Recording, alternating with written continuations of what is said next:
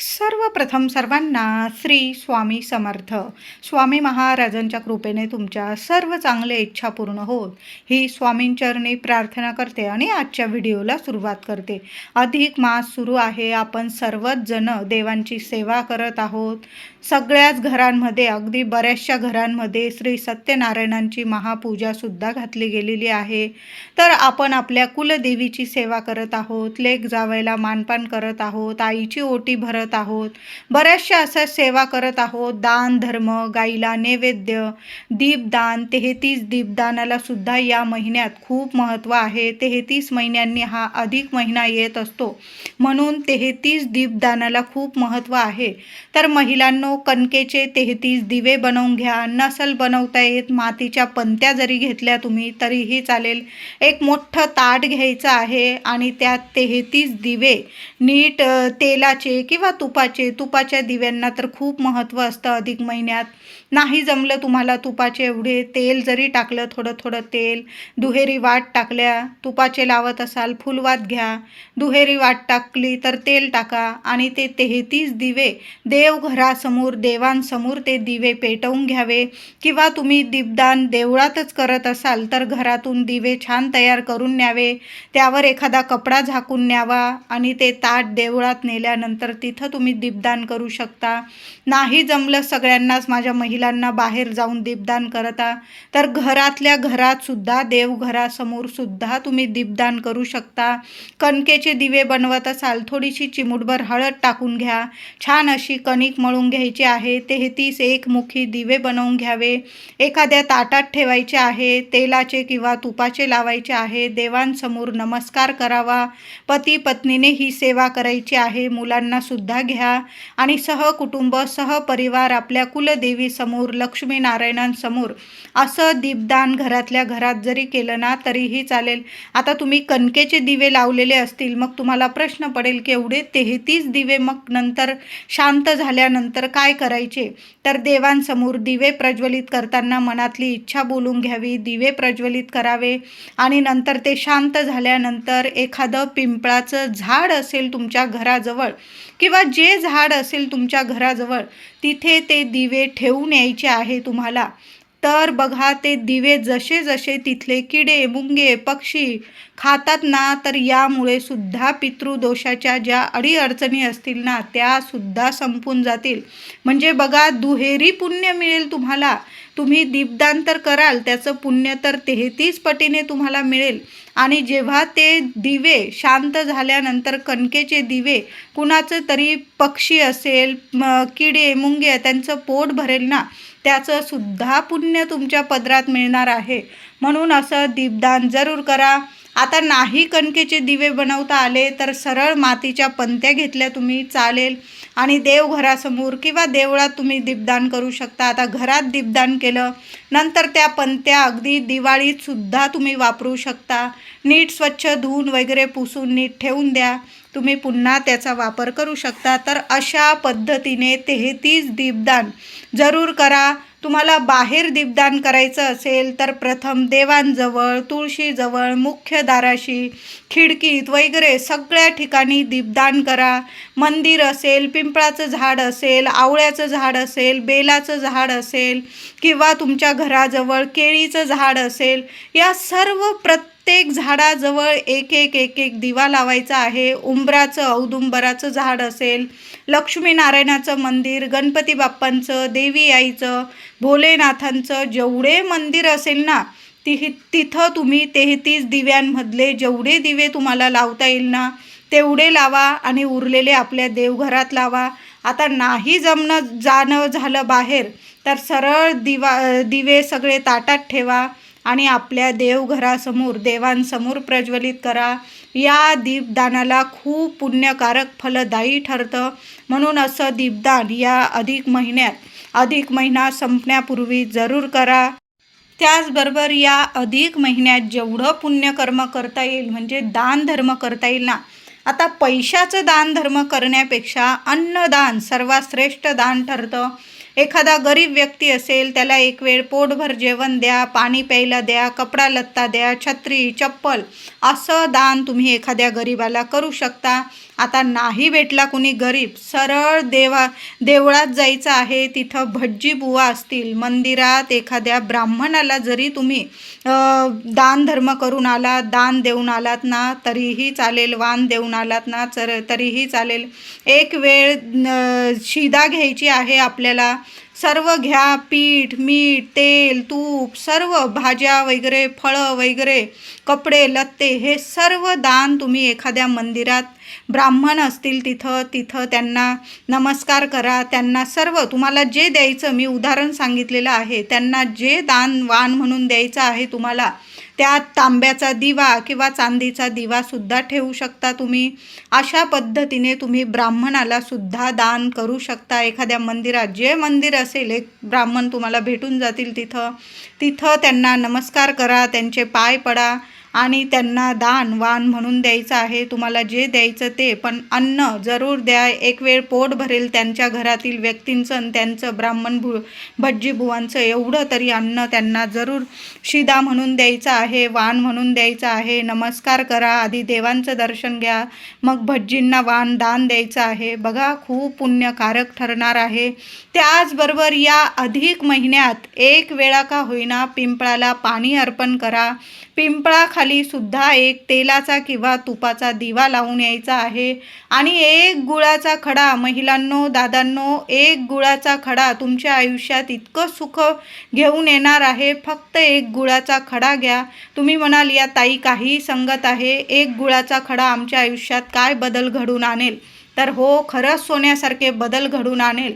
तर तुमच्या घराजवळ जर पिंपळाचं झाड असेल ना, तर पिंपळाच्या झाडाला थोडंसं दूध, पाणी, थोडी साखर दुधामध्ये मिक्स करून घ्या आणि दूध, साखर मिश्रित ते पाणी पिंपळाला अर्पण करायचं आहे. बुंद्याला एक दिवा घेऊन जा, मातीची पंती घेऊन गेला, कणकेचा घेऊन गेला चालेल.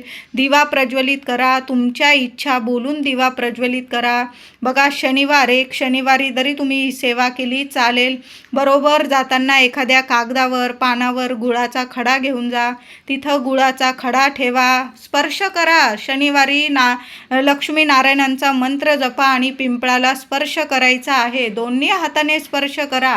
21 प्रदक्षिणा मारता आल्या पिंपळाला जरूर मारा. मुलांकडून सुद्धा ही सेवा करून घ्या. 100 जन्म तरी तुमच्या आयुष्यात पितृदोषाच्या अडीअडचणी येणार नाही. एवढं तर मी नक्कीच सांगते. लगेच तुम्हाला फरक दिसून येईल. कितीही अडचणी असू दे, संकट असू दे, विवाह इच्छुक मुलं मुली आहे, विवाहात अडचणी येत आहे, लग्न होऊन बरेच वर्ष झालेले आहे, संतान प्राप्ती होत नाही, घरात लक्ष्मी नांदत नाही, टिकत नाही, पैसा येतो निघून जातो, आरोग्य नीट राहत नाही, कोर्ट कचेरी, कर्ज, कितीही अडीअडचणीत असाल, या अधिक महिन्यात फक्त एकदा पिंपळाला स्पर्श करून या, पाणी अर्पण करा आणि एक गुळाचा खडा पिंपळाखाली ठेवून या. नाही चमत्कार झाले तर मला बोला. तर बरेचसे लोक अधिक महिन्यामध्ये आपल्या कुलस्वामिनीच्या दर्शनाला जातात. तुम्ही जर गेला असेल, अतिशय उत्तम. जाणं राहून गेलेलं असेल, लांब असेल, नाही जमलं तुम्हाला, घरच्या घरी तरी देवी आईला गोड पानाचा विडा अर्पण करा. महिलांनो, ओटी भरा.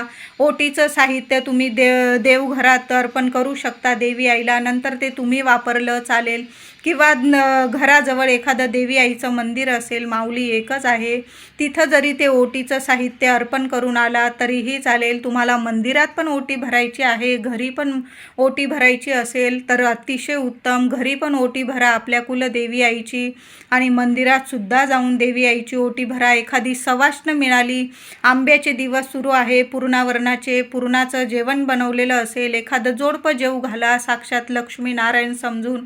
त्यांना काहीतरी तुम्हाला भेटवस्तू द्यायची, तेही देऊ शकता. लेक जावयाचा मानपान तुम्ही केलेला असेल तर छान असा एखादा तांब्याचा दिवा लावून छान 33 अनारसे ताटात ठेवा, तामणात ठेवा आणि छान असं लेक जावायला वाण द्यायचं आहे. लेकींनी सुद्धा जशी जमेल तशी आईची ओटी जरूर भरा. खणा नारळाची भरा, साडी चोळीची भरा, साडी चोळीचीच भरा. हा महिना काही नेहमी येत नाही, 33 महिन्यांनी असा महिना येत असतो. म्हणून आईला आवडेल तशी साडी घ्या आणि छान अशी आईची ओटी भरा, बांगड्या भरा तिला. लेकीला सुद्धा आईने बांगड्या, हिरव्या बांगड्यांशिवाय वाण कधीच पूर्ण होत नाही. आपण लेकीला जोडवी वगैरे बनवून देतो, पण हिरव्या बांगड्या सुद्धा जरूर तिला द्या. तिच्या आवडीच्या रंगाच्या तुम्ही देऊ शकता, पण काचेच्या बांगड्यांना खूप मान असतो, म्हणून काचेच्या बांगड्या जरूर लेकीला पण द्या. आणि लेकीने सुद्धा आपल्या आईला जरूर द्या. तुमची नणंद असेल, ताई असेल, त्यांना सुद्धा मानपान करा. म्हणतात ना, नणंद भाच्यांचे आशीर्वाद कधी घ्यावे, तर या अधिक महिन्यातच घ्यावे. भरभरून पुण्यफळ मिळतं. मामा मामींना तर या जगात कधीच कशाला कमी पडत नाही. म्हणून नणंद भाच्यांना इतका मानपान द्या, तुम्हाला हवं तेवढं, म्हणजे जमेल तुमच्या खिशाला जेवढं परवडेल तेवढा जरूर मानपान करा. नाही जमलं एक तांब्याचा दिवा आणि वाण, कपडे लत्ते तुम्हाला द्यायचे असतील, असं नणंद भाच्यांना जरूर वाण द्यायचं आहे. बघा ते खुश होतात ना, तेवढं आपल्याला भरभरून पुण्यफळ लाभत असतं. या जगात आपल्याला, आपल्या लेकराबाळांना कधीच कशाला कमी पडत नाही. म्हणून या सेवा अधिक महिना संपण्यापूर्वी आवर्जून करून घ्यायच्या आहे. बघा 14 तारखेला दुपारी अमावस्या, दर्श अमावस्या, अधिक ज्येष्ठ अमावस्या सुरू होत आहे. म्हणून 13 तारखेपर्यंत आपल्याला या महिलांना घ्यायच्या आहे. तुम्हाला जर काही हे शुभ संकेत दिसले तर दुर्लक्ष करू नका. सुखाचे दिवस सुरू झालेले आहे, हा या शुभ संकेतांचा संकेत आहे तुम्हाला. तर बघा, आपण रोजच देवघरात दिवा लावत असतो. त्या दिव्यात तुम्हाला एखादं फूल तयार झालेलं दिसलं, किंवा तुमच्या देवी देवतांवर ज्या देवी देवतांना तुम्ही इष्टदैवत मानतात त्यांची प्रतिमा तुम्हाला त्या दिव्यात, त्या फुलात दिसून आली, खूप सुंदर शुभ संकेत आहे. अजिबात दुर्लक्ष करू नका. त्याचबरोबर तुम्ही देवांना फुलं अर्पण केलेली आहे, बेलपत्र अर्पण केलेलं आहे, तुळस अर्पण केलेली आहे, बाप्पाला दुर्वा अर्पण केलेले आहे. अचानक एखादं फूल, पान तुमच्याकडं येऊन पडलं तर खूप शुभ संकेत आहे. महिलांनो, कलशावरील नारळाला कोंब आला तर खूप शुभ संकेत आहे. आता समजा उन्हाळ्याचे दिवस आहे, तडा वगैरे गेला, मग काय वाईट संकेत आहे का? अजिबात नाही. तुमच्यावर, तुमच्या कुटुंबावर, लेकरा बाळांवर जे संकट आलेलं होतं मोठं, ते देवी आईने स्वतःवर घेतलेलं आहे, असा याचा संकेत होतो. म्हणून घाबरून जायची गरज नाही. कलशाला कोंब आला तर अतिशय उत्तम, सोन्याहून पिवळं. कलशाला एखादा तडा वगैरे गेला तर उन्हाळ्याचे दिवस आहे असं होऊ शकतं. आणि समजून जायचं की आपल्यावरील येणारे संकट आपली माय माऊली स्वतःवर घेते. म्हणून कलश नेहमी आयुष्यभर आपल्या देवघरात कलशाची स्थापना महिलांनो जरूर करत जा. मंगळवार, शुक्रवार त्याचं पाणी बदला. छान अशी आंब्याची किंवा खाईची पानं ठेवत जा. आणि छान असा मंगल कलश आपल्या देवघरात असायलाच हवा. जे पण संकट येतात देवी आई साक्षात स्वतःवर घेते, पण आपल्या लेकरांवर कधीच कुठलं संकट ओढू देत नाही. म्हणून आपल्या देवघरात मंगल कलश जरूर भरा. आणि कोंब वगैरे आलेला असेल तर अतिशय शुभ संकेत आहे. गाईचे दर्शन झाले तुम्हाला या महिन्याभरात, रोज गाईचं दर्शन होत असेल, अतिशय शुभ संकेत आहे. अचानक तुमचं सर्वांचं तीर्थक्षेत्री जाऊन गंगेत स्नान करणं झालं, अतिशय शुभ संकेत आहे. तीर्थक्षेत्री जाऊन देवांचं दर्शन झालं, सोन्याहून पिवळं. बघा, मनात पण नसतं आणि अचानक आपला प्लॅन वगैरे होतो. सर्व मित्रमंडळी किंवा आपले नातेवाईक आपण अचानक निघतो आणि आपलं तीर्थक्षेत्री जाऊन देवांचं दर्शन होतं, तर हा सुद्धा खूप शुभ संकेत आहे. आणि या अधिक महिन्यात जर तुमचं देवांचं दर्शन झालं, तुमच्या कुलदेवीचं अचानक तुम्हाला दर्शन झालं, माय माऊली खूप प्रसन्न झालेली आहे. समजून जा आता दुःखाचे दिवस संपलेले आहे आणि सुखाची चाहूल लागलेली आहे. सोन्याचे दिवस येतील. लेकरा बाळांच्या सर्व इच्छा पूर्ण होणार आहे. आपले लक्ष्मीनारायणांची भरभरून कृपा झालेली आहे. बघा, काही संकेत स्वप्नात सुद्धा दिसून येतात. काही वेळा स्वप्नात सुद्धा महिला असतील, पुरुष दादा, ओटी दिसणं किंवा नारळ दिसणं, सुपारी दिसणं किंवा नाग दिसणं, नागांचं दर्शन होणं, हे सुद्धा खूप शुभ संकेत आहे. मोरपीस दिसणं, घुबड दिसणं, स्वप्नामध्ये एखादी गाय दिसणं, कुत्रा दिसणं, बासरी दिसणं, सुंदर एखादी कन्या दिसणं, कन्यारत्न, सुंदर सजलेली कन्यारत्न दिसणं, हे सुद्धा खूप शुभ संकेत आहे. तुम्हाला जर स्वप्नात पाणी वगैरे दिसलं तर काही घाबरून जाऊ नका. साक्षात गंगा माऊलीने तुम्हाला दर्शन दिलेलं आहे आणि अधिक महिन्यामध्ये स्वप्नात जर तुम्हाला या गोष्टींचं दर्शन झालं, ओटी दिसली, नारळ, सुपारी, नागाचं दर्शन झालं, मोरपीस, घुबड, गाय, बासरी, सुंदर कन्या, असे जर दर्शन होत असतील तुम्हाला स्वप्नामध्ये, काही घाबरून जाऊ नका.